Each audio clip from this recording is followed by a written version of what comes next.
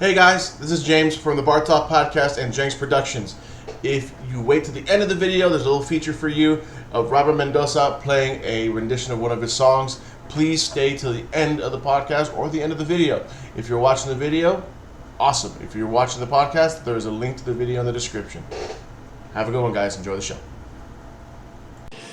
This podcast is brought to you by Scrumpus, now in Hawaiian flavors.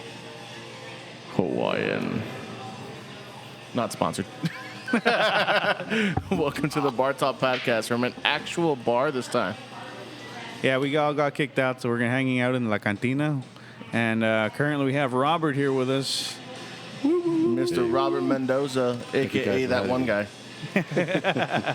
Unfortunately, we do not have Mario this time. We're not in the shop today. He has a good reason, because Mario's, being the cool guy that he is tatting another person today. Oh, there you go. Damn. He got scheduled, so you know what?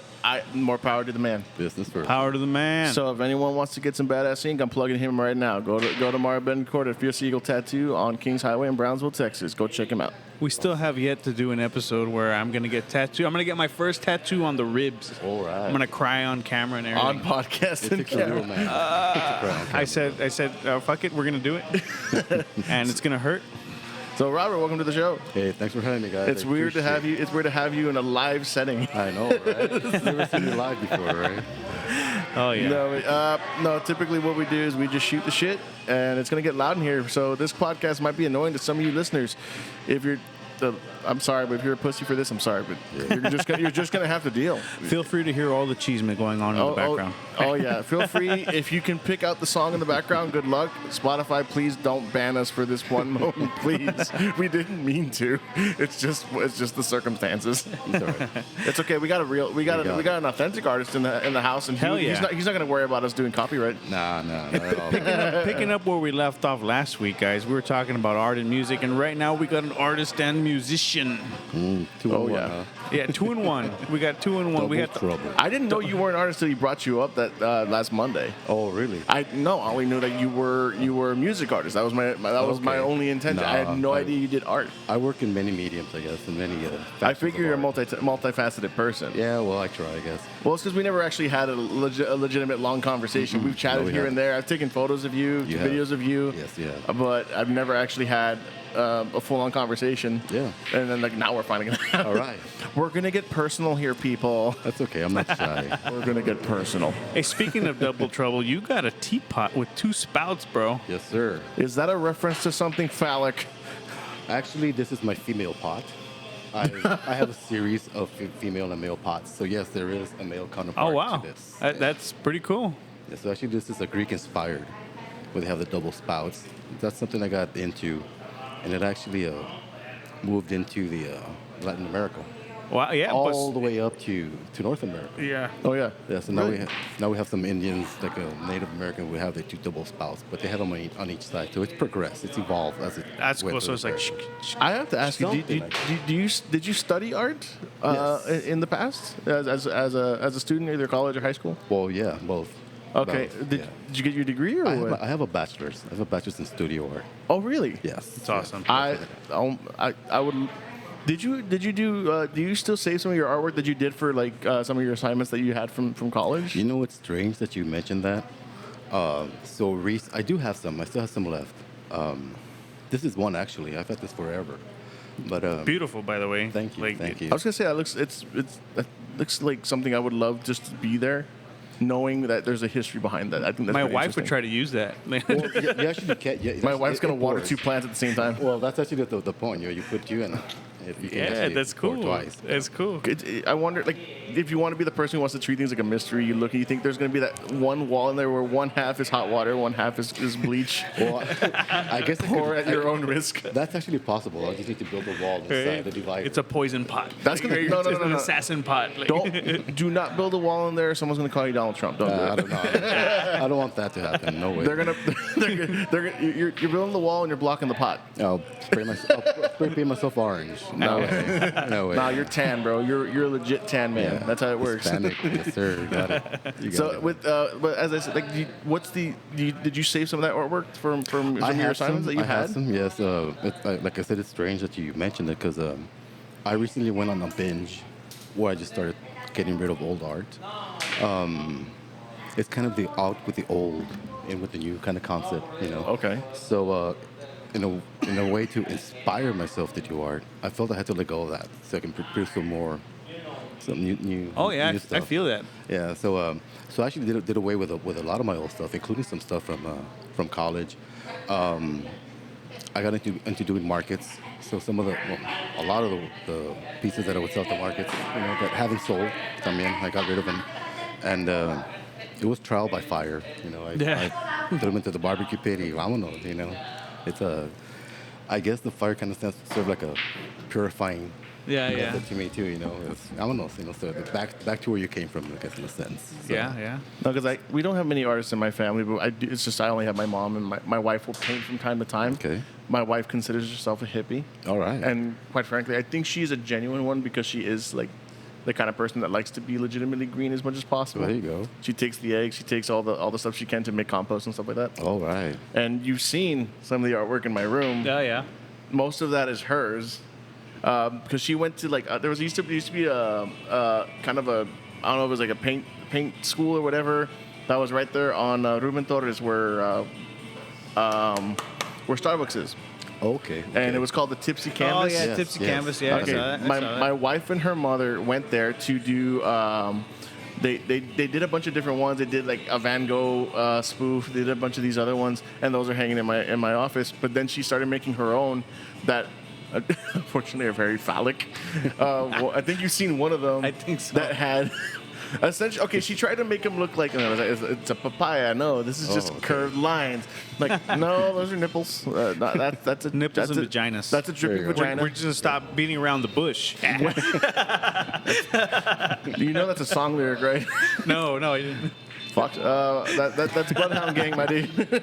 But no, she's actually really good because I do like some of her drawings because, like I said, she throws her own spin to it.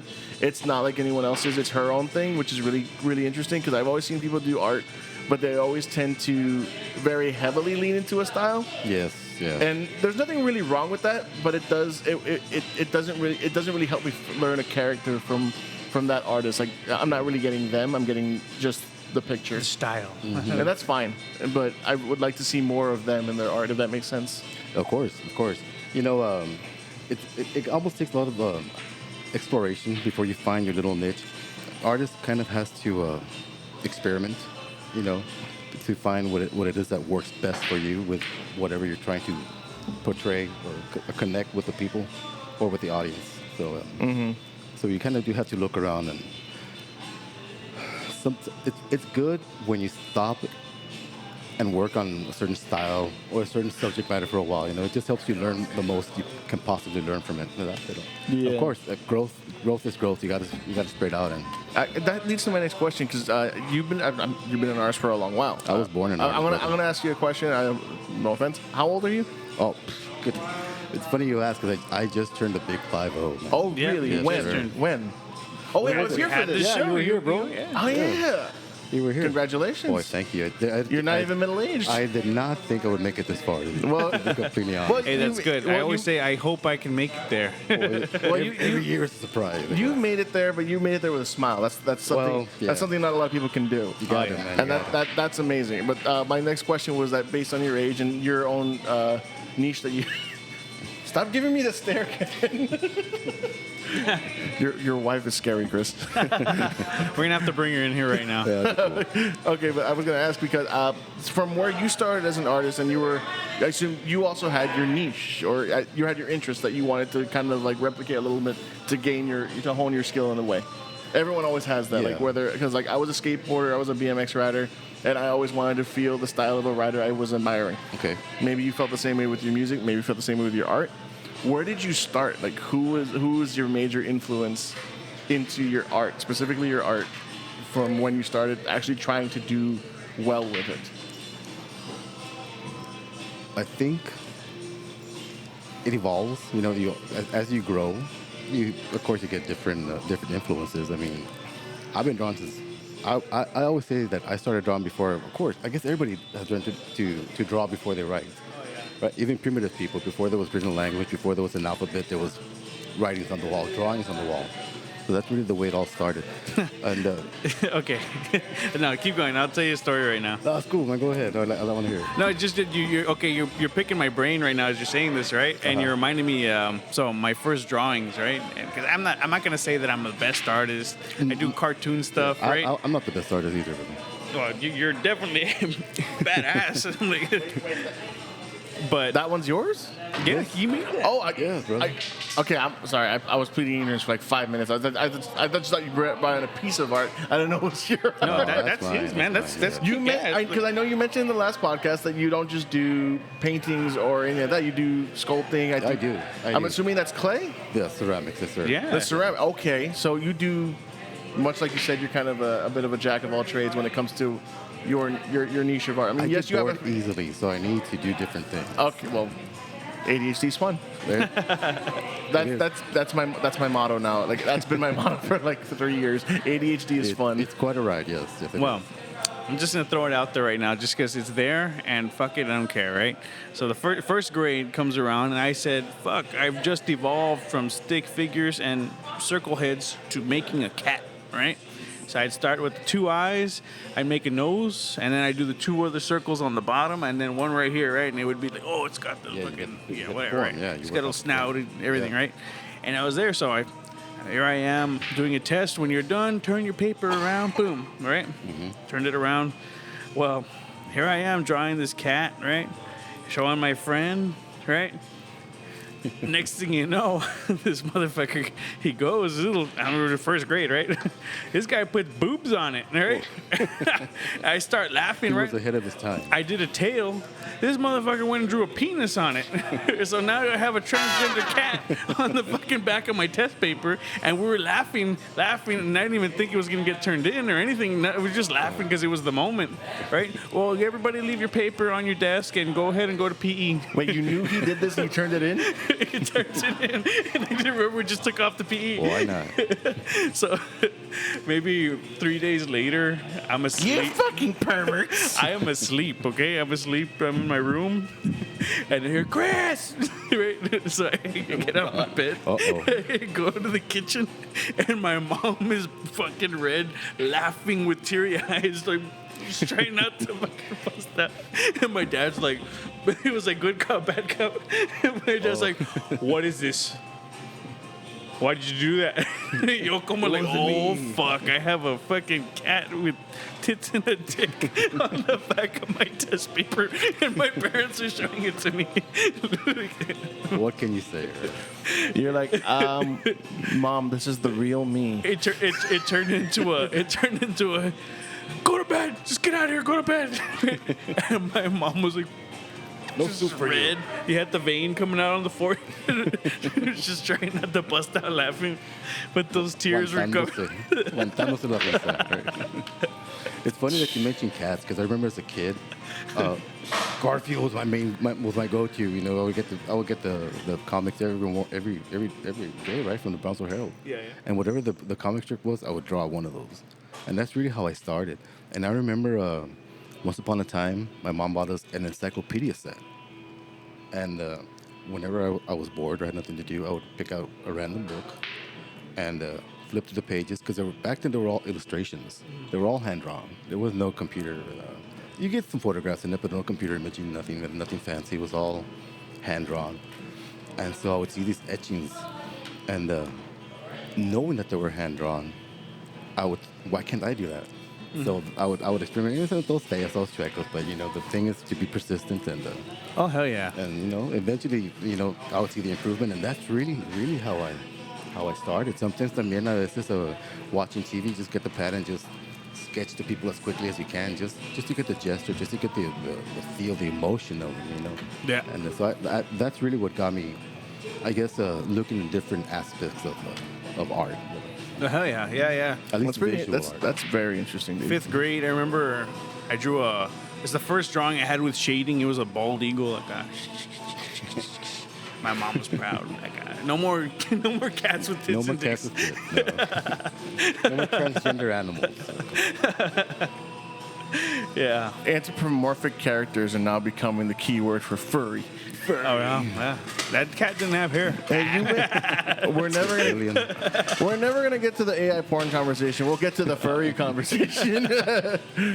Take it as it comes, bro. Yeah. Was that a pun? Well, Oh man. So last show I was telling him how your art exhibit you had something going on out on St. Charles. Like we're talking more than 10 years ago. We're Yeah, talking yeah. 2000-ish. yeah. You know what? Yeah, early 2000s. Yeah. It was early 2000. I wasn't even an adult. Like, but That was the latest I stayed out that night. there was two pieces that really stuck with me. Okay. Okay, all right. You had a pottery, and it had like an iguana coming around it. Oh, okay. You All had, right. You had an iguana pottery thing, and the other one, I believe it was your grandmother. Okay. It was your grandmother as the Virgin Mary. Yes, sir. Yes, sir. That Yeah. was beautiful. Thanks, man. I Beautiful. appreciate It it. actually Appreciate that. stayed with me to this day. Awesome. And that's what art is supposed to be. You know, art's supposed to be like an echo. You know, it keeps coming back to you over and over again, just in little. So I really appreciate that. That really is, to me, the mark of a successful piece. Yeah. You know, when people remember it and bring it back. So you mentioned my grandma's the Virgen Guadalupe. So I worked extensively with the Virgen Guadalupe. My grandma, when she passed, I painted her as, I believe the Guadalupe is in everyone, you know? Yeah. And so I portray different people as, you know, as a Guadalupe. And that my grandma was no exception. So I'm really glad that you remember that. Because once upon a time, I did a rendition of the Guadalupe. It was Osama bin Laden. Oh yeah. Oh my god. So it was a little bit after, of course, 9/11. Yeah. So I did a piece of a song. I should have brought it. And Yeah. so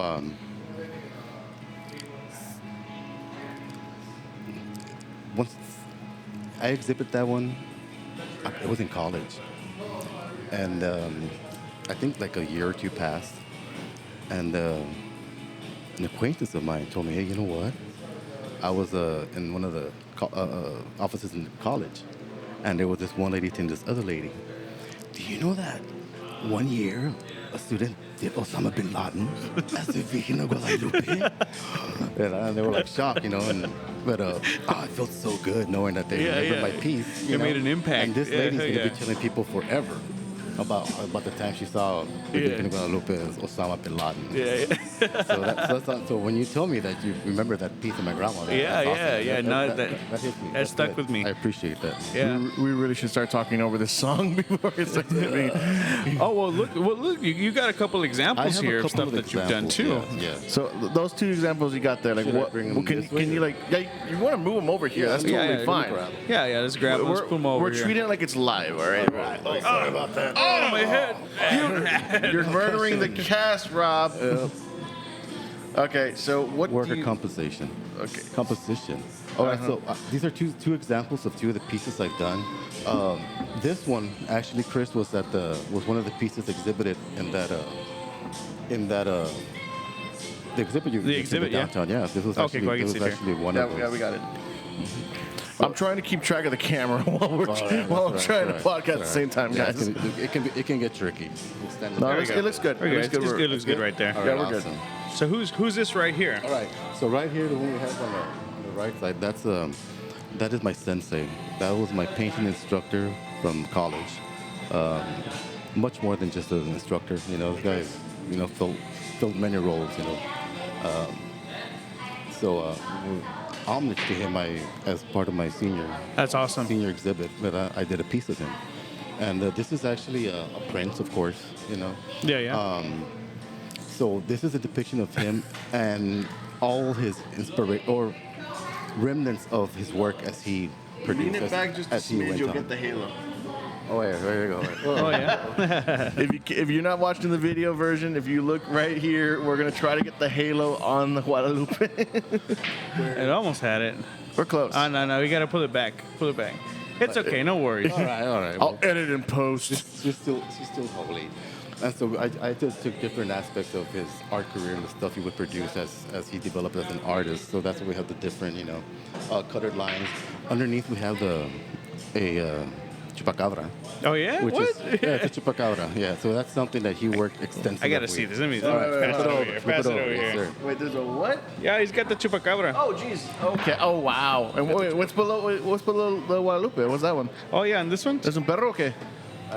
It's a stylized coyote. As you can see, she has the female form of a more human-like breast. Well, I was gonna say that is that a mother? Is that a mother coyote? Exactly.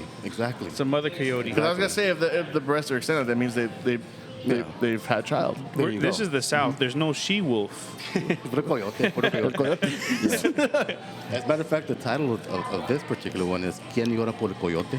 Oh, okay, cool. The inspiration behind this piece was when I was growing up and I was a little kid. Yeah. All that area that was Sunrise Mall, all those. That, Oh yeah. Era puro chaparral, and I would travel back and forth to Kema Park, where my grandpa had a property, and he would go and he would work on the house, and then he would take me with him. I would just run around there. But whenever we would pass through this patch of land, I love chaparral. So I would always be looking.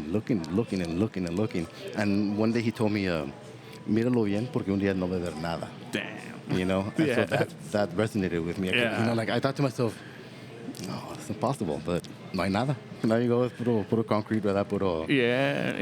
brick and mortar. So this was an homage of that. Quien llora por el coyote is kind of like I guess sometimes we see these animals as nuisance. Yeah. So they're in our way. The So we- pests so we is need what to they get probably rid of refer to them. Yeah, more. So I kind of like the tacuache and all that stuff. there's Like- tacuache, yeah. I have yeah. a tacuache pot that I should have brought as well. But, you know, Nah. maybe next time. But so you'll see around her. It's all about rebirth and regeneration. So one of the reasons that's why I put the female You mean rejuvenation? rejuvenation. There you go. Rejuvenation. And so Okay, it's okay. It's okay. and so that I'll that bleep was the it purpose of out. that. Y también like a lot of people get annoyed like with the chicharras. Oh yeah. Oh, I love that sound, man. I personally do. But Am I people- the only one that still calls it cicadas? Yeah. Probably.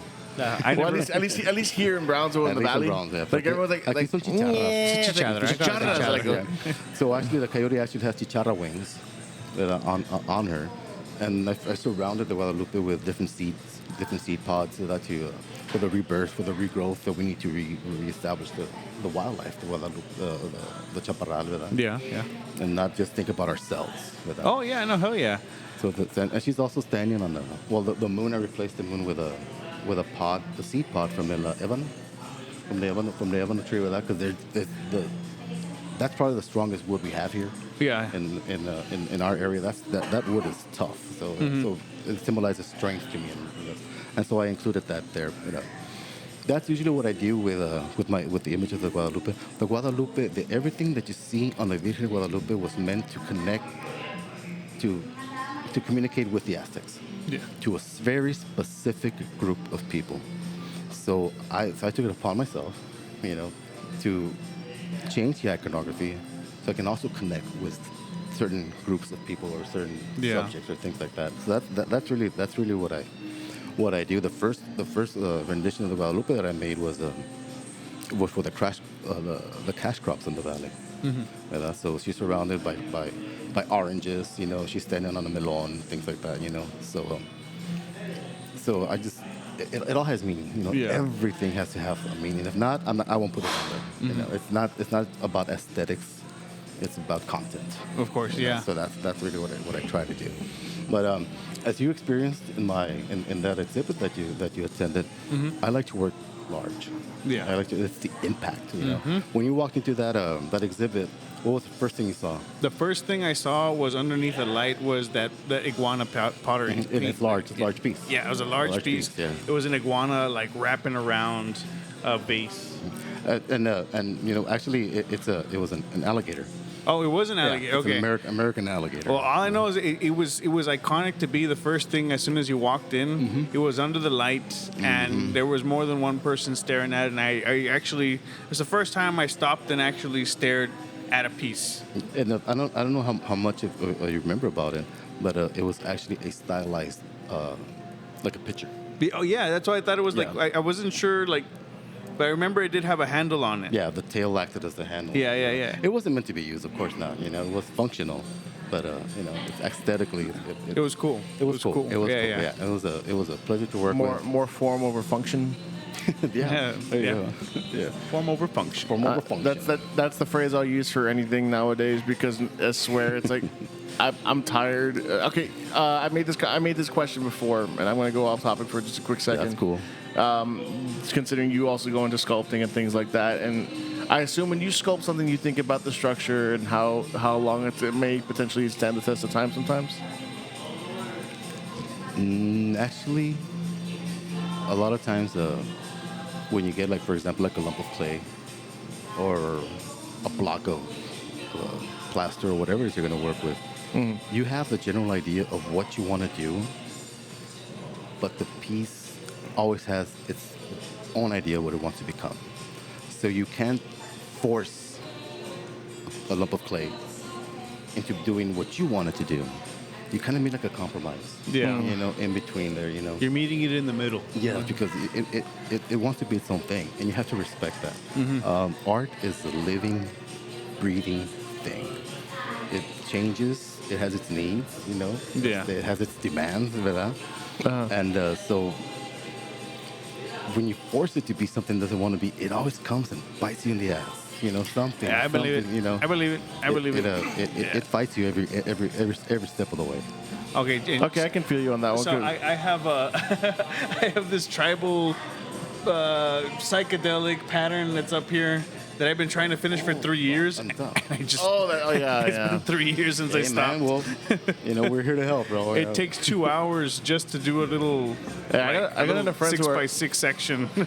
because amongst us we have like 1,000 friends who are amazing artists, including you. Thank you. You, Rob. It's like, have you ever collabed with anyone on an art piece before?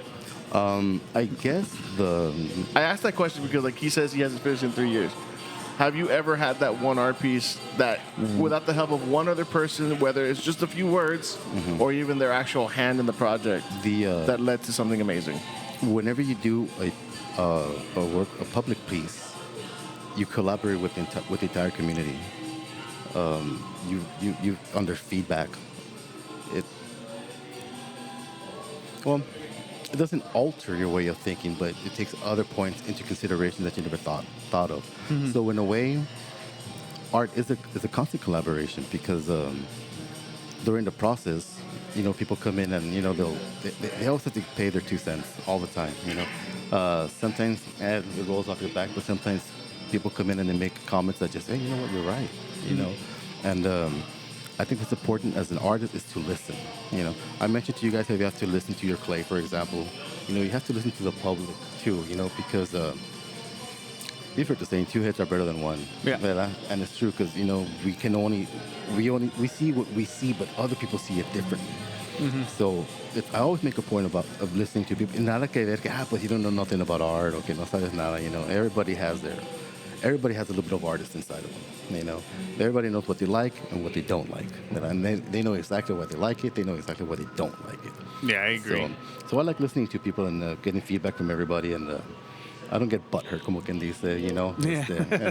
That's not. No me agüito. No me agüito. That's you know, everybody has a right to their opinion, ¿verdad? And they can say whatever they want, ¿verdad? So I think in general, art is a constant collaboration. You never really go at it on your own. Yeah. That's just my point of view. So, yeah. Do you want us to remove this? Oh, yeah, already? yeah. Well, you got another one there, right? You got some more that you brought with you? Yeah. We need to get Chris to change to some non-royalty music. You think we can get him to do that? Yeah, let me go here. I'm gonna pause for a second and we'll come right back. And we're back, and I'm gonna punch this guy in the nuts later. We had to change some music so Spotify won't get mad at us. Gotta do what you gotta do. Don't hurt me, Spotify. Don't hurt us. And then we just start singing, "Baby, don't hurt me." We put some smooth music for Spotify. All right. I'm Yeah. sorry, baby. You do the thing from what was it? Happy Gilmore.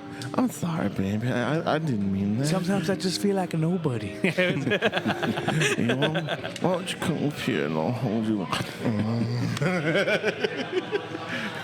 I feel like we're making Robert uncomfortable. Nah, not at all. No, Not at no. all. Okay, so during that little break we just took, Robert, you pulled something out that is going to trigger me for like another month. Uh-oh. His cockophobia. Fuck you. So I have a wonderful fear of a particular creature. Robert, why don't you show us what that creature is? My pleasure. You fucker. Oops. Sorry about that. The microphone smack a cockroachophobia. Macrorocha. And there it is. There's the creature that makes me want to beat Silence of the Lambs with a meat stick. Man. So, this is obviously a rendition of the Guadalupe encased in, I guess, the roach's wing, embraced Yeah, in yeah, I the see. roach's wing. This is actually a sketch for or developed sketch for a piece that I'm currently working on. Oh, cool. So this is actually goes back to my teaching days. I was a teacher. I taught art for a few years. Where would you teach at? I actually taught at BLA. That is Cool. it's an alternative campus, an alternative Okay. education campus. You know. Okay, And that's so, pretty. I didn't know that. I didn't know you were an educator. Yeah. I have my bachelor's in education, so I'm still trying to make my way in there. Well, there you go, man. Just That's awesome. keep at it. Just That's keep awesome. at it. Just keep at it. And so it was an alternative campus. So we worked with what's labeled as at-risk youth. And part of the process was more than just providing them with education, but getting them involved in the community activities. So we had them do a lot of voluntary work. You know, the Feast of Sharing, for example. That was, with HEB, that's one of the things they would do. We would take them to the animal shelter so they could, play with the animals, so they can have some kind of take them out of the cages for a Show while. them that their time is Little worth thing. something. Yeah. In So- the moment. Yeah. so we got him involved in a lot of things, and one of the big things that we would do, we could partake in, was a yearly program that was called Santa and Friends, and that's the program that's put on by BISD, ¿verdad? And they would it was targeted towards the younger kids, and they would take them into the auditorium, and it would basically just be a big play, a big theme play for the holidays, And so, being located right next to our campus in the same building, actually, it was just convenient to have our kids do the props and the background and all that stuff. Yeah. So, so that's what we would do. I would take the kids over, and that would actually be their grade. But I think they did all the backgrounds and all the props and all the fun little trinkets. And one day, one of my students, as we were, admiring our work, one of my students turns to me and says, "Mira, sir, ¿quién pensara que esto lo hicieron mira, sir, ¿quién cree que las cucarachas pueden hacer tanto? Like, we could do this, because I guess I don't want to say that they looked down at themselves, but they were humble. Yeah. They are who they are, and they weren't concerned with the way people perceive them. Yeah. And so, ¿quién esperaba eso de las cucarachas and stuff like that? So that's actually a rendition of myself as a teacher, ¿verdad? And so if you look closely behind the egg pot, you can see all the little antennas of the little cucarachas that are under there, ¿verdad? So that's what represented my students to me at the time. Yeah. And I look good because, look what your students did, but Yeah. that's not me, that's my students, Yeah. So I placed them behind me because that's who, because, they say that behind every good man is a good woman and stuff. Well, behind every good educator is good students, because good educator is nothing if your students aren't going to, listen to you or draw inspiration from you. It's always a two-way street when it comes to education. It's like, yes, you give them the tools, but if you manage to get those kids to take home something that you gave them and they use it, that's a proud moment. Yeah. That's a proud moment. Yeah. Well, actually, also one of the things I would have my students do was doll making. I would actually have them make dolls, and it's surprising. Like what kind of doll specifically? Rag dolls. Okay. Rag That's dolls. cool. So And there's a little bit of sewing in there, and also yeah. it's learning a skill as well as an art. Yeah, and it's surprising how deep they get into these things. You know, you expect it from girls, I guess. And I don't want to mean to be like, you know, but you expect it, but when you see like, you know, like cholos, you know, like, you know, like it's wow, you know, and they get so into it, you know. Well, so then they That's cool. The make them expression. for their grandma, you know, plus, you know, a lot of young parents. So then some of them, I'm gonna have a baby, I'm gonna make a doll for them and stuff like that, you know. So it gets very personal, and you get to lead them to exploring the side of themselves that otherwise, you know, un cholo nunca va a ser una muñeca, you know, like la toda es una muñeca, you know, but you know, when you do it, you know, and that's cool. That's a cool pride story, in their dude. eyes. That's Yeah, a fucking cool awesome. story. So cucarachas are my students, you know, standing behind me and making me look good, I guess. Just don't show it to me. Oh yeah, no, don't get me wrong. I have a fear of roaches too, but lately I've been. The only way that I can overcome my fear of roaches is just being brutal. So if I see one, I have to kill it with my bare foot or hands in order to just really test myself. I have to. Like, I will like. All right, I'm not standing down. It's and of course, the fear goes back. It's just a regular something you're with, right? Roach crawled up my leg maybe once or something. But I'll tell you right now, I had a horrible fucking story, man. All right. Let's hear it. So this was back in college, right? College, I'm dabbling in the dark arts and psychedelic mind-bending substances. And You went the way of high school Flea and Anthony Kiedis. dude, no, it was a whole thing. It got kind of dark for a bit. Okay, I'll say that because I started getting a lot of sleep paralysis, Like and darker visitations and shit, right? Darker the Gang dumped on Valentine's Day. Oh yeah, no. I had gotten sleep paralysis, and I had been. This guy tells me, "Hey, no, you should do some lucid dreaming." You know, like he tells me, "Bro, what you do is every single time you walk into a room and you hit the light switch, you say the light. You don't say it out loud. You say it in your head, right? The light turned on. I'm not dreaming, right? So when I had a dream that I walked into a room and I turned the light, I said it, and it hits that little switch in your brain to make you jump off. Like, oh shit, you're aware that you're dreaming now. And you're able to jump off that little track that your head puts you on, right? It leads you through.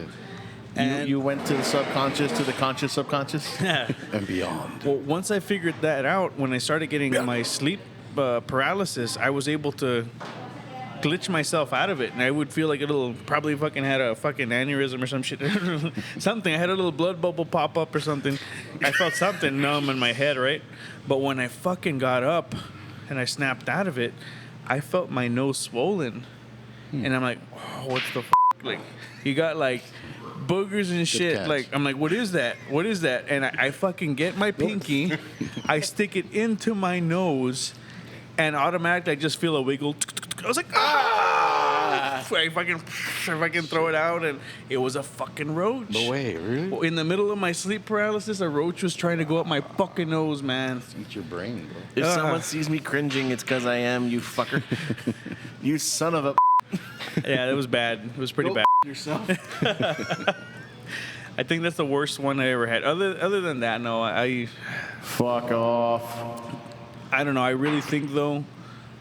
I'm going off the rails now about bugs, right? When a big bug pops up in the room and there's an argument happening, kill the bug, and you notice all the arguments will end. You're a hero, bro. No, we're on You're topic. the hero. We're on Nobody topic. else We're is a still hero. talking about the same picture here.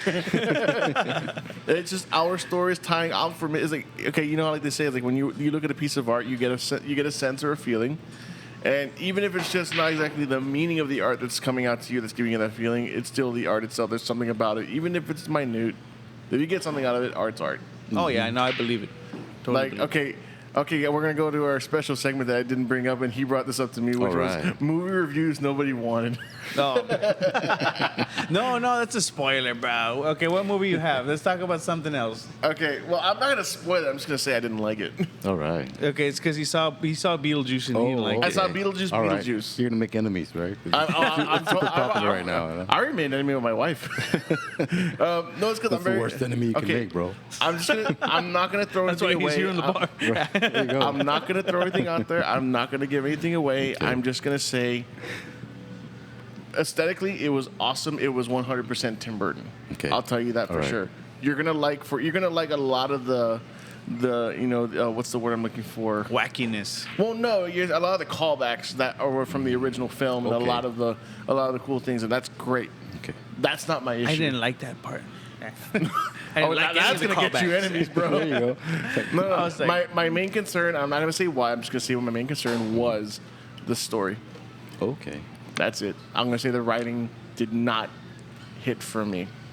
Well, so would you say it's one of those typical movies where people go for the effects and not necessarily Well, for no, the story? they went for the love of the name. Like, Okay. like they know they're gonna get. Like I wanted to see it because it was Michael Keaton again. All right. And You know it was what? and you know what? He's still Beetlejuice. I'm He gonna didn't say lose it. a step, huh? He's still Beetlejuice. He hasn't changed. That character has not changed. I'm just gonna say this only, okay, and this only.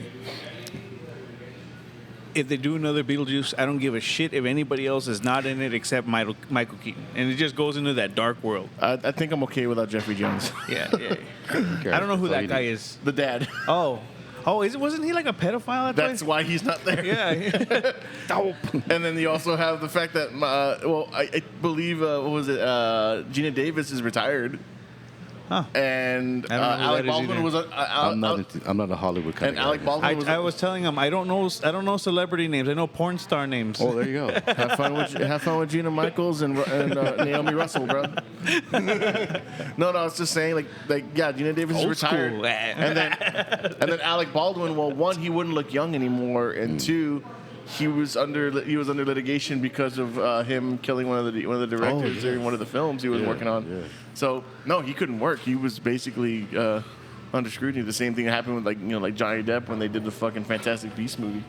Oh yeah, I forgot about that. Yeah, like he wasn't allowed to play. I'm like, you see how it goes back to who cares? In the end, who cares? But anyway, that's my movie review that nobody wanted. Thank you for sharing that with us. Then, but sticking with it, okay, that's my niche is taking images that are just in real life, like taking stills and pictures, like I did of you performing as a musician, or even the videos I make when it's not just people making their own art, but it's me just trying to capture a moment. Because I believe that's art. I think you could agree Yes, too. yeah, Photography of course. in itself Of course. is its own art. Like yours comes from your soul, like 100%. When you Thank make you something for that's saying that, because that's Yeah. when you make something that's yours in your mind, and you try to make it something that you can see. Mm-hmm. Because if you can imagine art in your head, it's like the hard part is getting it to come to fruition. That's the hard part. yeah, man. You can come up with, because the thing is, I hate it when kids tell me, I can't do it, sir. It's like, how do you know? You haven't tried it. You've given up before you even tried. It's like, you know what? I've made drawings before. Some of them suck. Some of them are great. Most But of my work sucks. So, yeah. Well, as one of my friends would say, everything's relative. But no, but I'm a videographer, and I'm hoping to one day make a short film, and I'm trying to get this guy to act in it. Hopefully, one day I'll get him to get his ass beaten to death. I'm gonna die. In the best way possible. But anyway, so here's my question: have you come across an artist that was in a niche that wasn't yours, but you pushed them to do that, to find their own niche in art? I hope I have. You think you have? I hope. Because I know, because That- you're an artist not just in the visual sense, but as we said, you're a sonic artist by making your music as well. If I have, it would probably go back to my teaching years. You run into young artists all the time. As a teacher, the young artists that come up there developing. So I hope I did push them in a direction where they are more open to things, not so close-minded, I guess. But I hope I have, man. I think hope because you were teaching for how long? about close to 10 years. That's a decent amount of time to make a change in someone's life, because you probably had those kids for what, 3, 4 years? Yeah, well, at least we had repeat offenders that just couldn't pass it. They were there a little bit longer, you know. Because you said it was an at-risk facility. It was an Okay, so you had potential gang affiliation. Oh, of course, yes. behavioral Yeah. disability, whatever it may be. course, yeah. Whatever label, whatever Yeah. potential label. Yeah, and you probably turned the head of one kid and said, you say you have a path, but don't worry, the path is yours. And you gave him that choice. Mm-hmm. Now because I have this other thing when it comes to the word art. And I know we're going to go into the teaching concept because teaching gets boring to people, but here's my question. You know the word pedagogy. Pedagogy. Okay. Do you know the definition of that word? I will not be able to give you a good definition now. The art and science of teaching. And right now, All intertwined, huh? my what I'm getting to is that when you were a teacher, how did you go about teaching these kids? How creative did you get in the classroom? Because that's a really interesting question for me because I've seen band directors for years. I taught band as a tech for a marching band for a while, and that was great.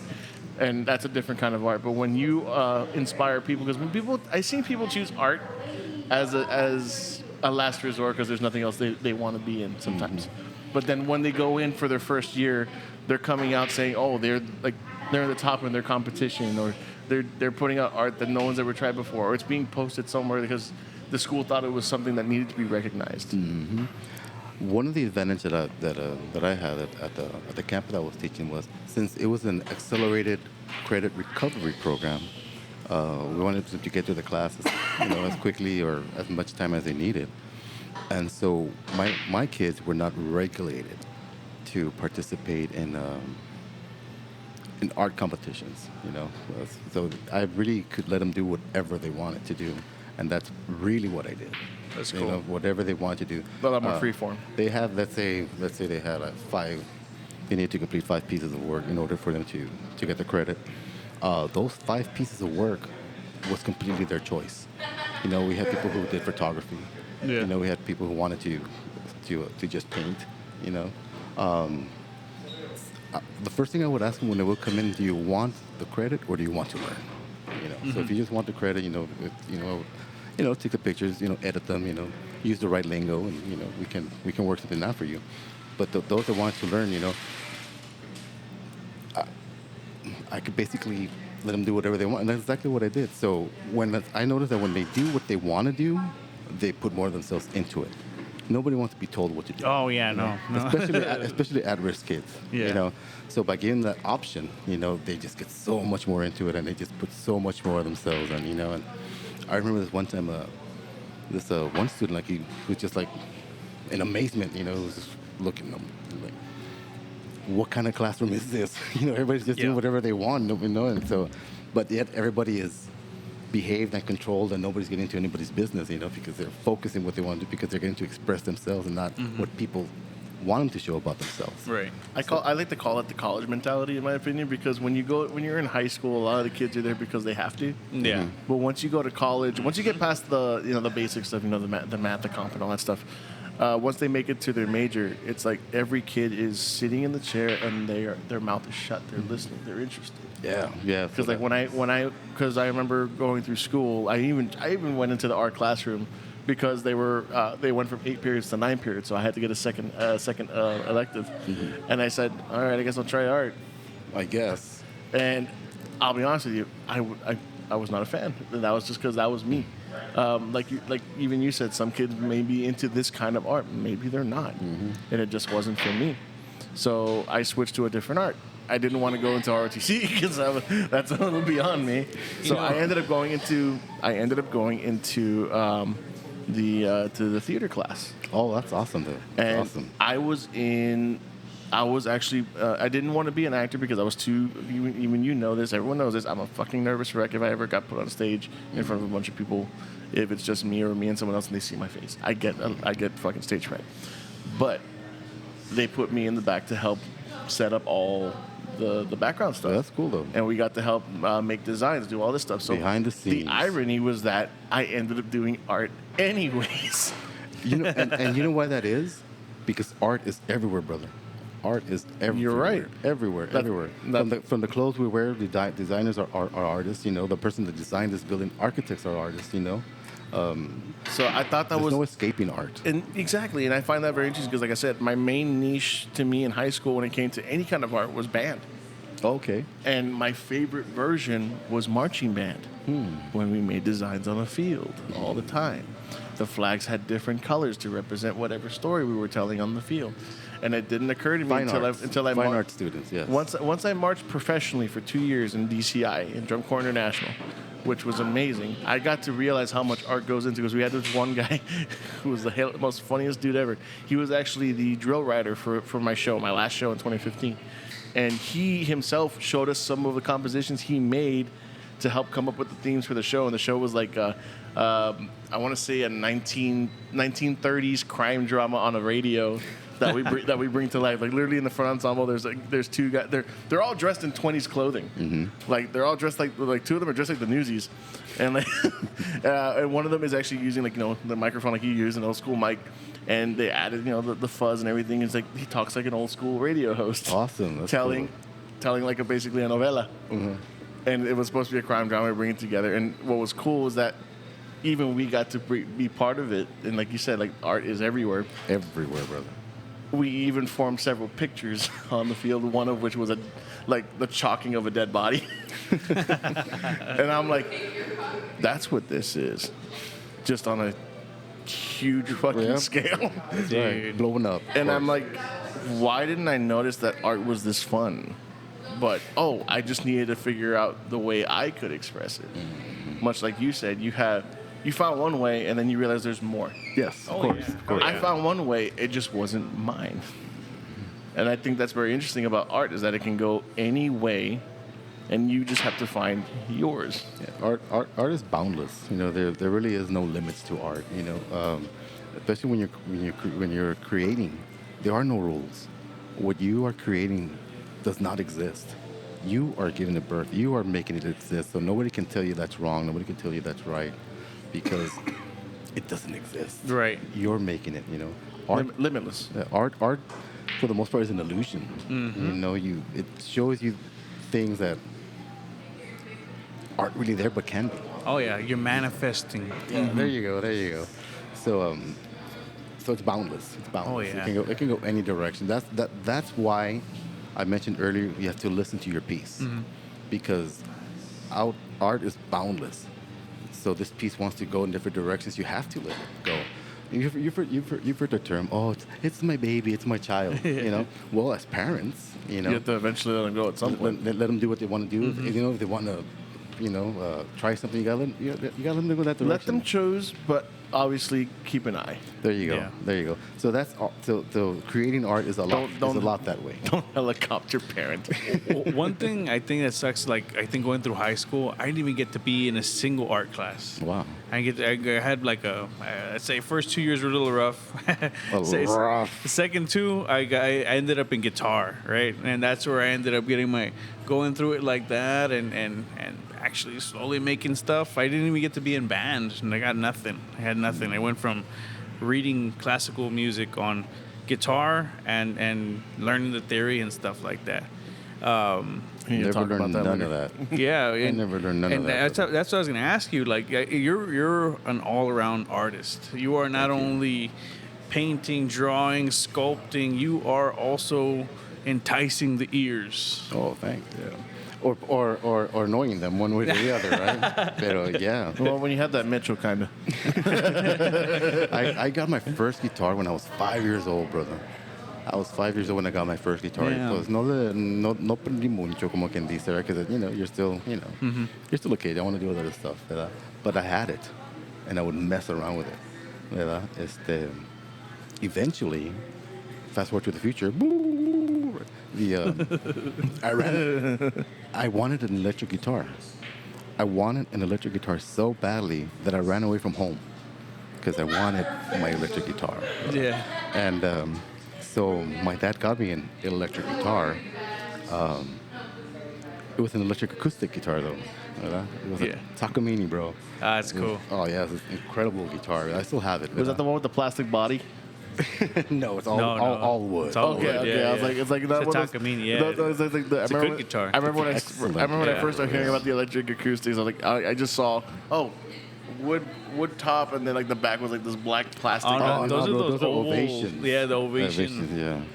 But anyway, I never really was able to use an ovation because it has a round back. Yeah, and it slips. Yeah, the round back and the round belly, they just don't mix. I was saying. Yeah. So I got my first electric guitar. I think how old was I? 10? 10? But, so it wasn't the kind of electric guitar I wanted, but it was an electric guitar. So that's oh man, that was I got a distortion pedal about beautiful balls. guitar. That was the guitar that really taught me about sound. Yeah. Like I never learned the chord patterns, the notes, stuff like that. It was just sound, just sound. I would close my eyes and just pick individual notes. I wasn't even looking what I was doing, but I know my brain was registering. Yeah. This position and this position makes this sound, and that's really just where I took it. And I think it worked out well for me. Yeah, it did. It did. I was gonna say you seem like a very well-rounded artist and well-rounded. Wow, dude, you're so rounded. Oh my god. And I think that goes with being open-minded. Mm-hmm. You just can't stay in one genre. You won't grow that way. You won't grow that way. So it's very important to listen to different genres, even the ones that you don't like. Yeah. There's always something to learn from everything. Even the things that you just don't understand, you can still pull something away from it. So it's just another form of boundless art. Yes. Music can go anywhere. Yeah, it's the same way with me when it came to movies. I remember growing up, and I couldn't understand. I couldn't understand dramas because I didn't understand how The feelings, I guess, involved. feelings, Yeah. but also just understanding context. I didn't know the idea of sympathy, empathy. Okay. Because you're a kid. You're of course. And it goes you're slow. very, It's you're very slow, egocentric. As a kid, even then, it's gonna go. The movie's gonna, when's the good stuff gonna happen? Even now, right? Even now we do tits? that. Okay. Fast forward Where's to the the tits? action. Where's the ass? I'm only 13. No cops. There's no explosions. There's no blood and guts. Where's the Nothing. freaking chainsaw? Come on. There you go. So yeah. This got nothing on Tony Montana. But no, I remember like I said, like you kind of like found your way by just noodling. Yeah, and I don't know if like especially the form or the style genre, whatever you want to call it, the style of music that I'm working on currently is vastly different from the stuff I would write before, and the stuff that most people know me for writing, which is very aggressive, fast, intense music. This is like a complete turnaround for me. The things I'm writing. I listened to you several times, and I just wanted to ask, like, what would you call your own genre? I have no idea. It's just yours. And I going into this, I guess I didn't want to label myself as any, because once you label yourself, Oh yeah, I know you're restricted. yeah, it kind of restricts you a little bit. So I draw inspiration from all aspects of music that It's I Doza enjoy. rock. There you go. It's Doza rock. Doza. And so it's interesting, I guess. It has it has its edge, it has its melodies, and one of the things I'm really big on is lyrics. So I try to make my lyrics as deep as possible, and to make it deep, you have to make it personal. You really have to dig into yourself. I struggle with lyrics. I can't do lyrics. I've tried. Maybe they get too deep, and then they just stay with that one lyric. I'm like, can you just do one lyric in the song? Just one line, 2 lines, and that's it. I've heard bands that do it, but I guess technically you could, right? yeah, but I'm like, then I'm gonna ask you this. I'm not going for the poem, man. I'm gonna ask y'all a dumb question. But what does it mean when I'm the one who keeps writing? I have the most depressing fucking lyrics. I swear to God. Like what does that mean? It means you have issues. You got issues. Yes, I have comics 1 through Z. I'm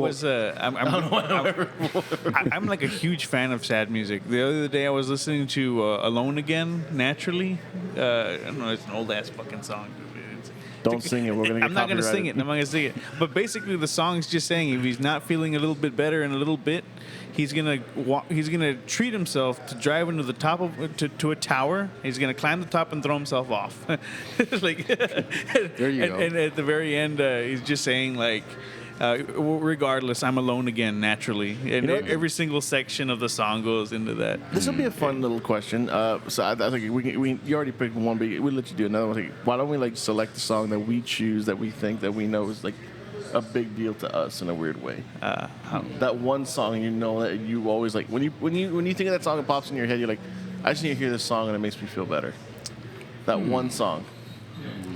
I know there's a few, but there's that one that kind of sticks out just a little bit more. Yeah, I don't know.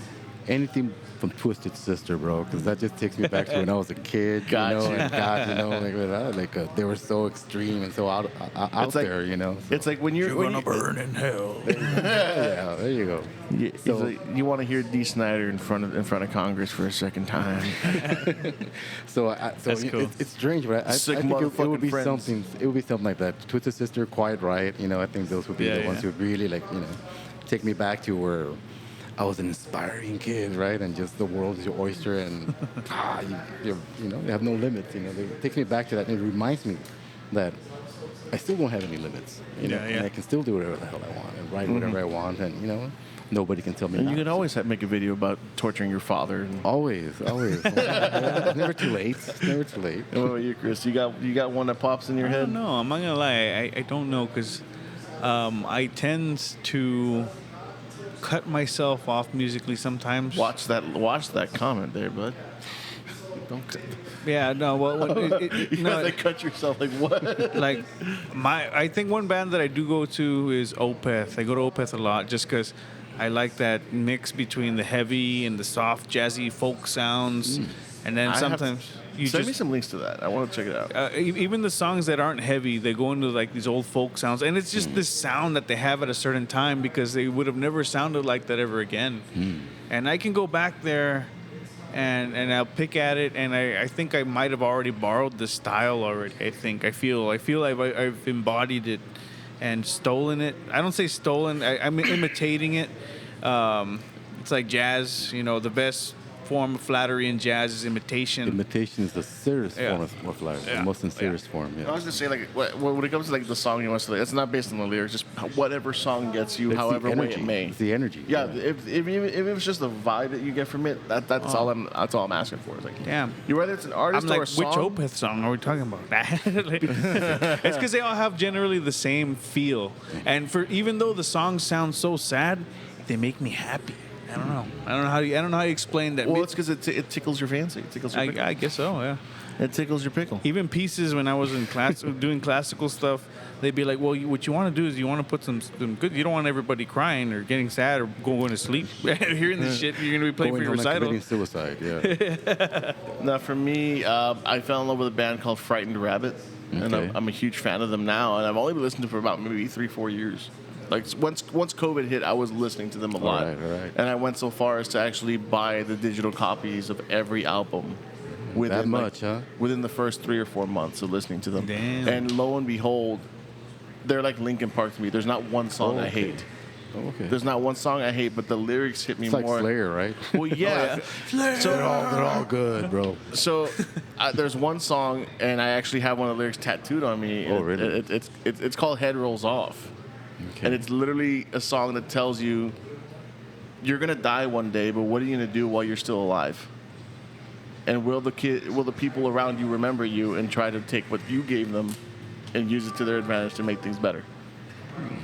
And the lyric I have is "Make tiny changes."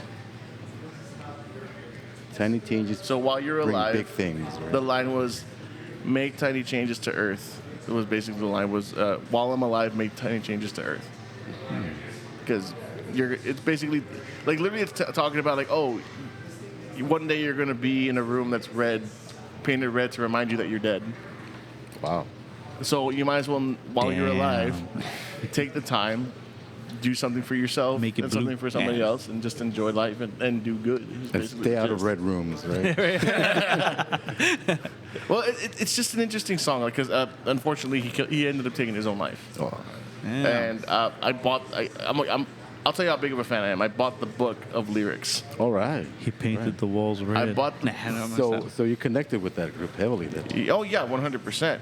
And it's just that like when I learned about it, I was like, oh, I was like, what does Frightened Rabbit mean? He's like, oh, that was his name. That was his nickname his mother gave him. Damn. Because he had, basically he was a loner as a child. He had a lot of issues with social issues. So whenever he went to social events, he would hide in the corner like a frightened rabbit. Wow. And I was like, so when I found out, I was like, oh, Frightened Rabbit's a band. I'm like, even the band acknowledged, no, he's Frightened Rabbit. We just help him out. Wow. And That's awesome. I thought that was very interesting. And that, like, when they said, oh, it's like Frightened Rabbit died. It's like, oh, the band, you mean everyone in the band? Like, no, just this guy. And I was like, okay. So I dove into it. I checked out his stuff. He was an artist too. And it turns out there's actually a book for his art. And I actually want to get it because I'm very interested because I have another one. It's a book of poetry that he collabed with another gentleman. And it was like a self-published poetry book. I have it, but it's at home. And he did the artwork for it. And there's this one piece, and I'm just going to describe it with my own words. It's basically this flowering plant, but as it roots into the ground is all bones. Like the roots are bones. And it's kind of like reminiscent of all the dead people that came and passed and basically become part of the soil. Wow. And kind of breed into this piece of life that comes out of the ground, this beautiful plant covered in flowers. That's true. That's cool. That's And cool. I was like, okay, this is really fucking interesting. You're reminding me of one of the Opeth albums. So it's like the city on fire. You see all these dead people, and there's a tree, and all of the old members from the band have fallen off as fruit, and some of them are skeletons on the floor, and the heads of the new members are all inside the tree, like fruit, like fresh fruit. Pushing up daisies. But no, like I like how there's also like some of these amazing musicians also can be are their own artists as well. But like I said, he actually went to school for art, which is another thing that piqued my interest. I thought that was really cool. Because he's Scottish. The artist of the Frightened Rabbit was Scottish. Do the Scottish accent when you say it. Yeah, you just can't say. You got to Continue it. put It's yourself in Scottish. Is The bloke was fucking Scottish. He's fucking hanging out right there in fucking Scotland. it. Careful what you wish for. Scotland. We're gonna have a fucking conversation talking this way for your friends there. There you go. Alrighty. You fucking cunt. You fucking cunt. Can't do it. Like think cunt, but cunt. Like cunt. I saw one where the guy's like, Cunt. say Metallica. He's like, Metallica. Metallica. Like that Slavic Scandinavian kind of. Yeah. What the fuck are you doing here? Yeah, motherfucker. No, I think I don't know. I have fun with those accents. No, there's two bands. Actually, there's a few bands that I like. That most of them are Scottish. A lot of my favorite bands are Scottish. Because that's one, and the other one was I think you may have heard. Have you heard of We Were Promised Jetpacks? No. Never. No. Oh my That's the god! first. This is the You know, first. I'm betting you've heard them. Because there's like one song that I believe, what was it called? Quiet Little Voices.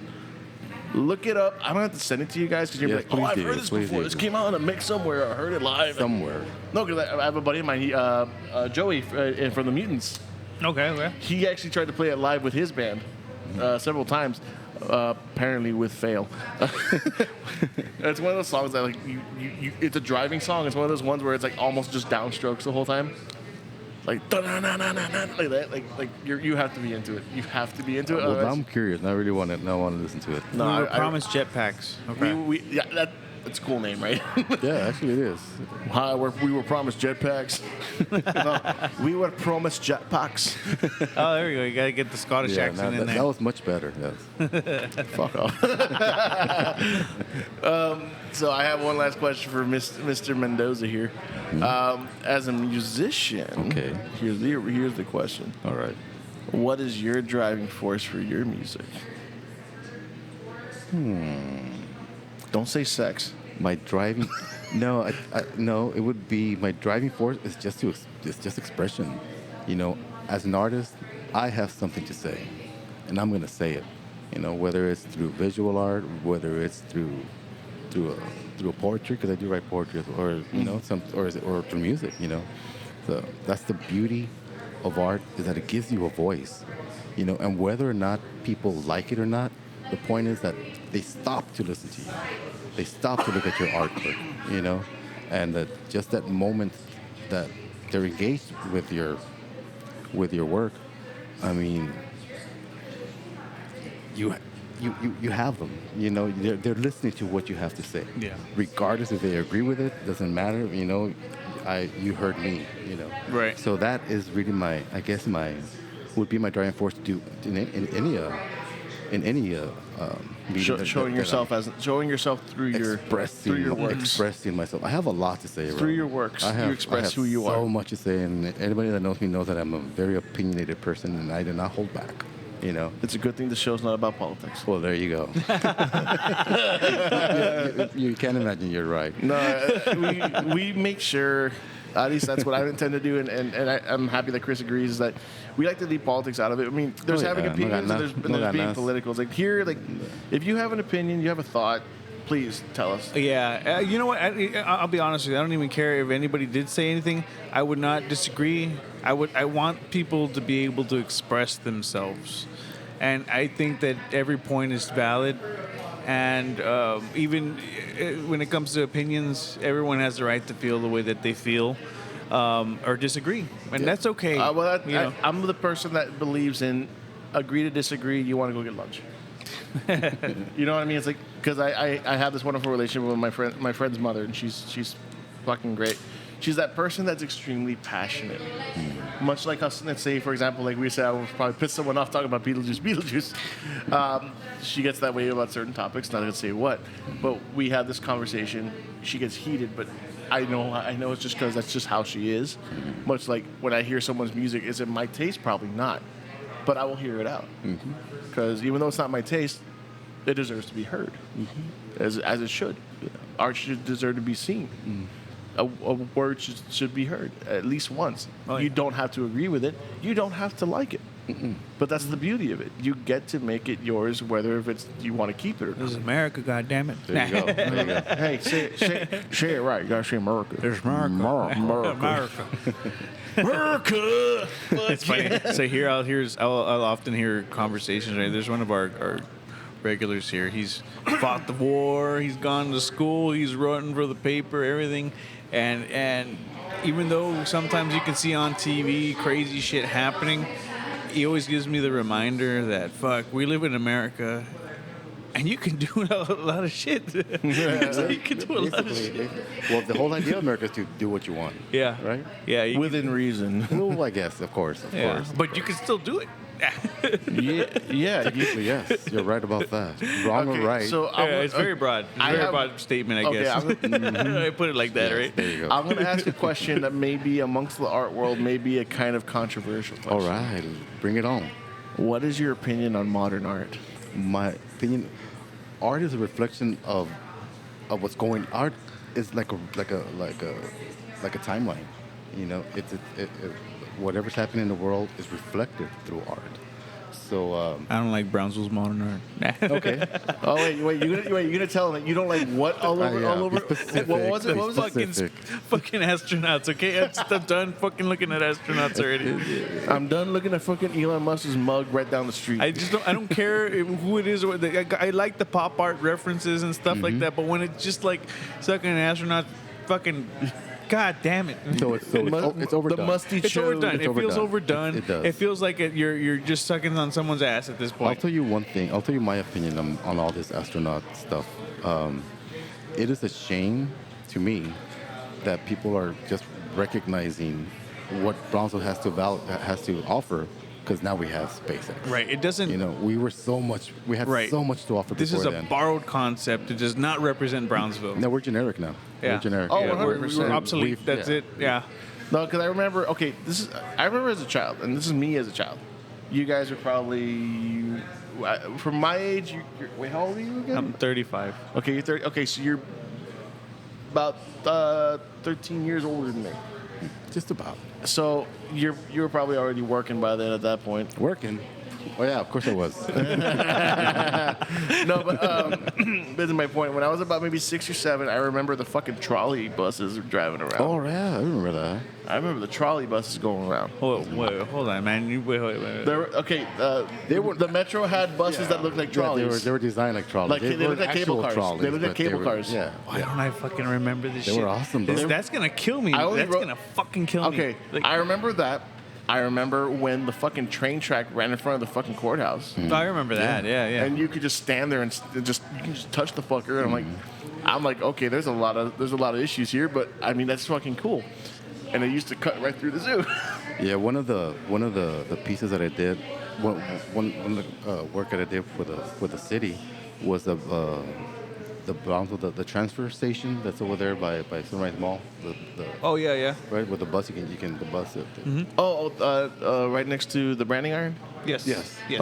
Okay, yes. So all that tile work, was done in collaboration with the public, right? We went out to Sunrise Mall and set up some tables, and people would just come in and they would just draw on the pieces of tile, which are now displayed That's there. badass. That's Right on. fucking cool. And I love so that. if you ever get a chance to go out there, and there's smaller individual murals, I did a lot of those, and one of the things I did was that trolley, 'cause- Oh, really? That was yours? yeah, I'm gonna look this up, because the theme was transportation. Anything that had to do with Dude, transportation. I ride by there on my bike all the time. I never noticed. Yeah. Is it still there? It's still there. I have to yeah. go look at it now. You gotta take a picture and I send believe, got it. I believe it might be on the opposite side, facing the buildings that are behind the structure. No, that's what I'm saying. I ride the trail goes right behind it. I ride the trail all the way to Palo Alto and back. Yes, and so I also did that old school bus stop, the one we had before when we were kids, the brown one with the yellow bus.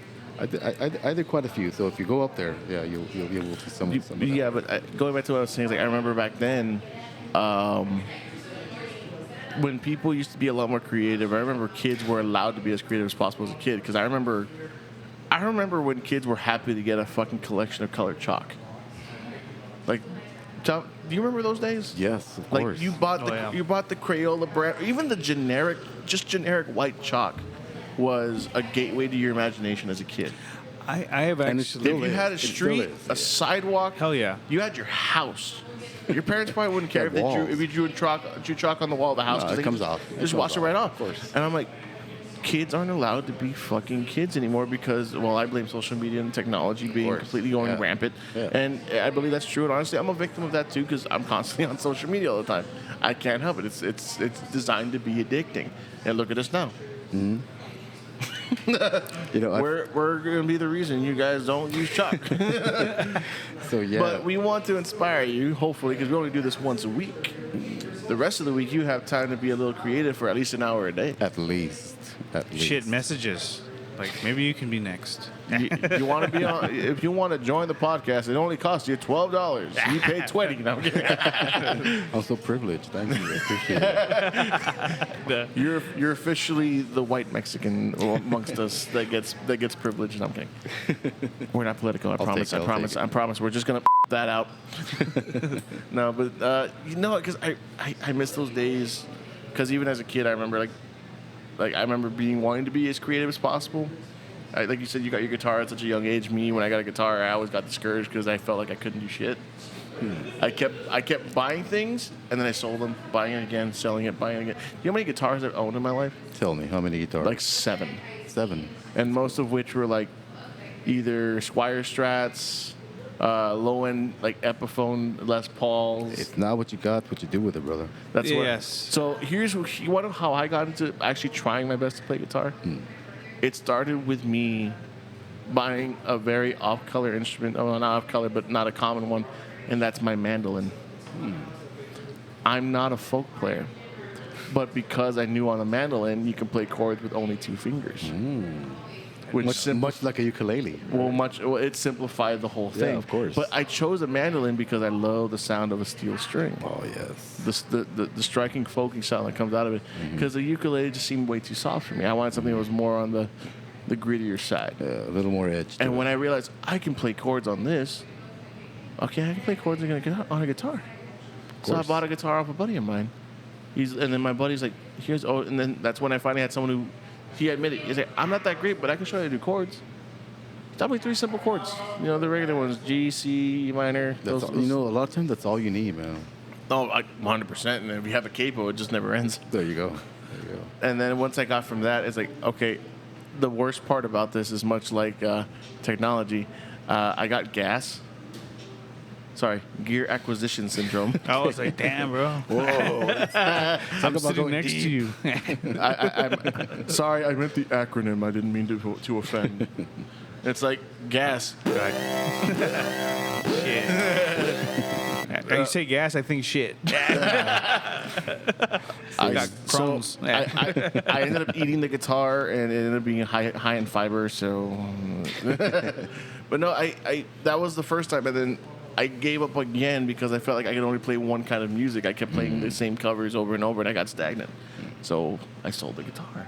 Damn. And then a few years later, so I think it's like the year before COVID, I found this one guitar, and I still have it. You've played it. No, it's a good one. I have a Fender. It's a Fender really? acoustic electric. Okay. I bought Alright. it for $40. Wow. Pawn shop? Yes, but that's Alright. because it had no strings. The saddle was missing. The pegs were shit. The neck was dry as hell.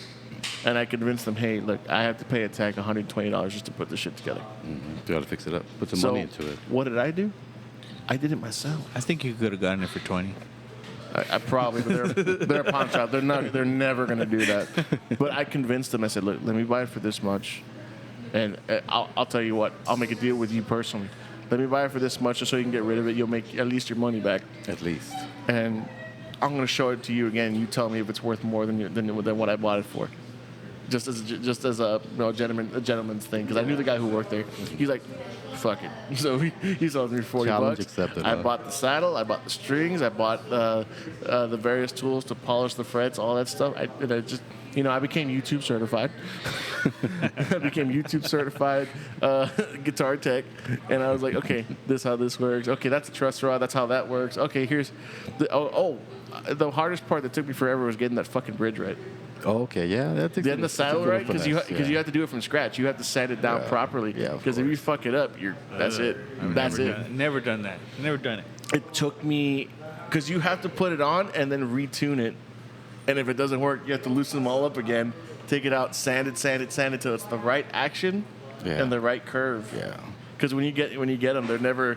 It's not the right length, so it won't actually fit into the setting. So you have to sand both sides and round it off a little bit, and if it fits, perfect. yeah, Okay, cool. I've Then you done it gotta like adjust the once. height after that. Years ago. You got to fix that action. Because it also had a piezo pickup, so it's like I have to really make it work with that too. Because once you just put it in there, that's not enough. You have to put it under tension. Mm-hmm. So you have to tune it, try it. If it's too high, detune it, take it back out again. Yeah. And I was doing it by hand. I was like, Oh, yeah, with sandpaper. Just grab some I was sandpaper. like, yeah. I was like, this is how I learned masturbation. But You got to get to it at some point. it came to me that I was like, this is what it's like No to love pun your intended. instrument, and then wanted. So I came to learn to love my instrument. Doing this, I'm not joking. I came to learn to love my instrument and became like, okay, now I know this is my baby. I have to see if I can learn her now. I have to learn how this thing works. You kind Damn. of owe it to her. Yeah, kind of. Like I put in this work. I save this instrument because I have this one pet peeve. I hate going to pawn shops and I see a trumpet with zip ties against a metal grate. I don't know if it's just you, if it's just me. I don't know if you ever had that sensation when you see a poor instrument on a metal piece of something when it's just nice, beautiful varnish. I've seen things that should never be done to instruments. Yeah. Oh, yeah. And then my mind just goes, I'm going to slap the shit of the guy who put it there. But no, I got this guitar and then I started learning more and more and more. And then just like you said you started to just play with the sound. Yeah, just play with the sound. Yeah. And that's what I started doing. And I keep saying this. I sent songs to this guy and he says, dude, they're pretty good. And I went, really? Yeah. Like, I'm actually in shock because I've actually seen this guy play him. And I play what he plays. Like, dude, you're fucking talented on that fucking six string. Dude. Like, no fucking joke. Thanks. Like, every time you play, I'm just like, I'm going to give up guitar now. I'm done. I'm trying. I'm done. I try. I think lately I normally have to write to imagine something happening in my head, some sort of movie, and then I try to put the music to that. But lately, oh man, life gets in the way. It's your life. No, I eventually acquired a synthesizer. Oh. You've seen it. And I fucked with that thing, and I got some crazy beats out of it. And now I just acquired another one. It's actually a MIDI controller, but this one actually has built-in sounds. So I now have drums to add to my music now. Damn. No, it's about like that big. Yeah. It's a little 25 key, but it has That's all you need, basic bro. synth, grand piano, whatever. Yeah. And it has the pads, and it has built-in drums in it, and it has like 20 different kits. Wow. And I'm impressive. like, I'm gonna start making shit, and I'm gonna start annoying him with a bunch of freaking demos, and he's gonna go, dude, no. That's one thing that I have to do. I have to record them. They never even get them out there. I have recordings that are just in my phone, and they gotta be there Same. because if I don't, I go mad. It has to be somewhere if it's not stuck in my head. I have so many songs saved on my phone. That was my next question. Like, how many songs have you written that haven't seen the light of day? Too many. Like, if you had to make a laundry list, how long is that list? Like a good guesstimate. Well, right off the bat, I know I have at least, that I can think of, I know I have at least 12 to 15 That's a songs good that amount. no one's ever even... You got a full album right there. I have a full album with the songs I play already, you know. Yeah. Pero Have you done recording yet? No, but I'm aspiring to. Because are you strictly solo? At the moment, yes. Yeah, and I At was the gonna moment. ask you, At the do you see your music with a full band? Oh, at of some course. point? I Yeah. was wondering. I was gonna ask that next question. I was like, I wanted to know what. of course. Because I've heard the stuff you have, and I'm like, what would this sound like with a kid, with bass, Oh, yeah, everything, with of course. electric Yeah, guitar? Yeah. I don't know the name, but it's that one where you just like, I can't. Unlove You. Yes. Yeah. Thank you. Okay. Yeah. So, Like that one's one of the ones I really like. I'm like, awesome. I want to hear that with a fucking like SSH Strat or something like that. Yeah. You know, of course, they all are intended to be played fully. You know, I guess right now I'm a solo artist out of circumstance. You know, well, you know, it's no secret. You know, when you're a kid, you have all the time in the world. Oh hell yeah, you know? man! So, I keep telling my kids that. Yeah, I'm take like, advantage of I'm it, like, 'cause, yeah. you know why I wash and stuff, so you don't have to You do don't it. wanna- you don't wanna You grow want to up. do that? You want to do the dishes? I'm giving you an hour of your fucking life back. Like, Yeah. So, 2 hours, goddammit. We love you because I didn't have time for this. I'm giving you the time by loving and, you. you know, the truth is that, you know, when it comes to music, I'm very particular. And of course, I've played with bands before and things like that. Pero you know, yes, it's about having fun, but it's also about, you know, doing the best you possibly can. You know, and I don't like to, you know, bullshit around when I'm with a band. When we're practicing, no me saquen con tus mamadas que let's buy some beers. And we're Oh gonna do yeah, that. no, That dude. sucks. You know, that sucks. You know, I'm beyond that already. Fuck yeah, we're not kids anymore. I'm You know. beyond that. So when somebody tells me something like that, I'm like, no, that's a turn off. You know, that automatically I know that's not the direction. I If want they to say go. in order for us to click first, we got to sit down and have a couple beers, and like, hold on, no, I don't want to. I got time that I know what I need to do with it, and I don't have the time to. You ain't got time to wait. bro. Have a ritual. Yeah. So that's I think that's one of the things that why I work alone, because It's just easier to work with what you got. And, Yeah, it's yeah. on your time and, And not someone else's thinking moment. and probably when the time comes, you know, to record, you know, I'll probably do a lot of the 'Cause sometimes it's never- instruments myself. Yeah, sometimes it's never like the entire band's fault. Sometimes everyone else got their own shit going on, and it's just, well, we all can't spend time wondering about our time. You know what I mean? Like, I look forward to hearing that though. If you sit down and you record everything and you get everything the way you need it for that Yeah. song, You I got an electric really guitar. look forward to hearing that. do you have an electric? Of course I do. What do you got?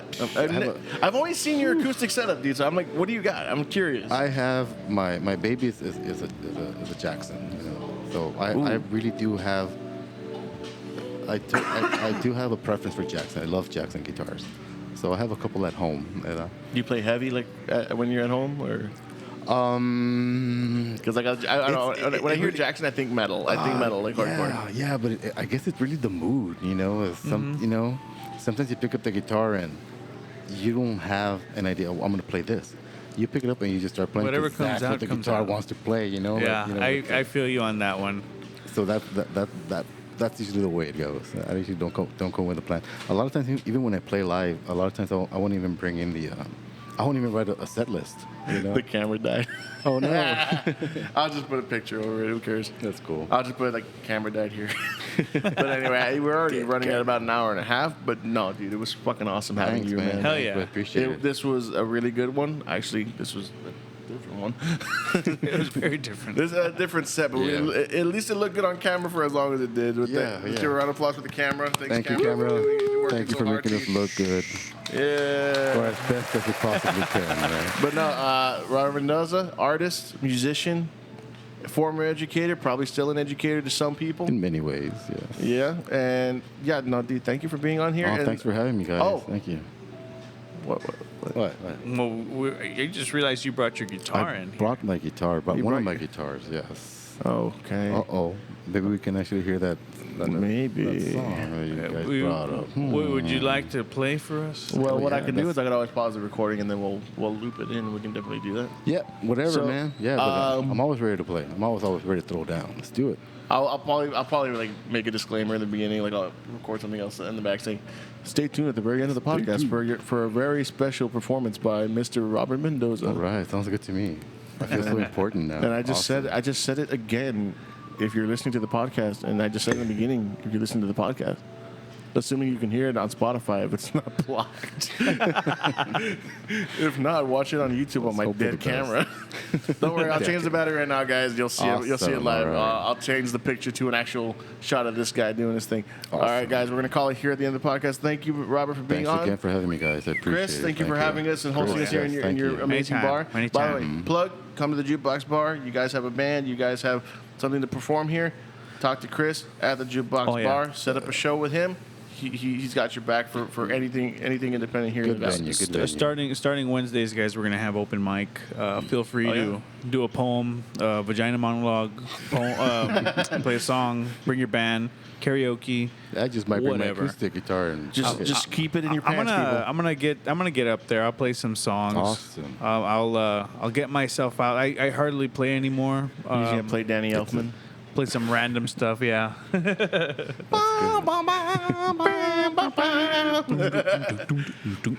I played that in high school, by the way. oh boy. Dude, I was the horn player, so that was my part. But anyway, thanks y'all for listening. Thanks, Robert. Thanks, you. Chris. Thank you, guys. Thanks, Thank you Jukebox again. Bar. Thanks, Jenks Productions, for producing this podcast. Definitely. And again, I'm going to plug Mario Betancourt at Fierce Eagle Tattoo. If you want to get your badass ink, go talk to him. It's at Kings Highway. Check him out on Facebook and Instagram. Fierce Eagle Tattoo, Mario Betancourt. Check him out. All right, everyone. Awesome. Peace. Have a good one. Later, guys. This podcast was brought to you by Scrumpus. Creamy deliciousness in every bite.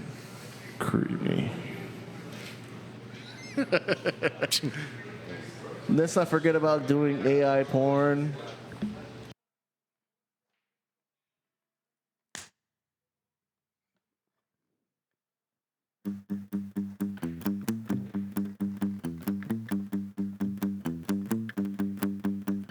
It's so easy to fall for you with all the magic that you do. All those colors surrounding you, you make it so hard to unlove you.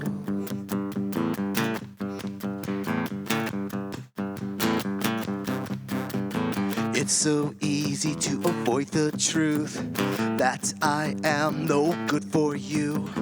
I am tainted, you are blue. I am rotten, I am not like you. I just want to worship you, hold you high and see you through. I just want to ravage you in every way you beg me to. 'Cause I can't unlove you.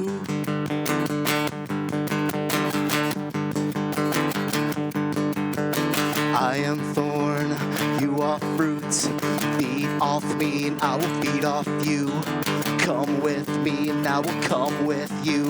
Touch my flame, I will burn your fuse. I'm not here to bullshit you. I'll clench my fist, I will fight for you.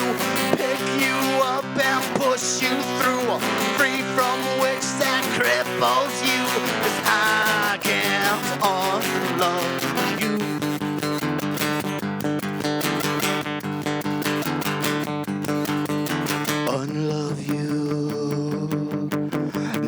even if you want me to. 'Cause I just want to worship you, hold you high and see you through. I just want to ravage you in every way you need me to. And I just want to be near you, have my cake and eat it too.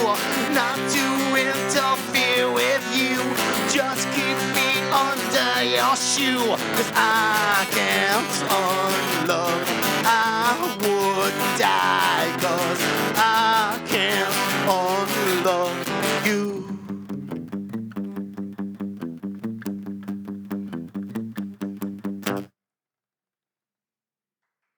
Thank you. Thank you.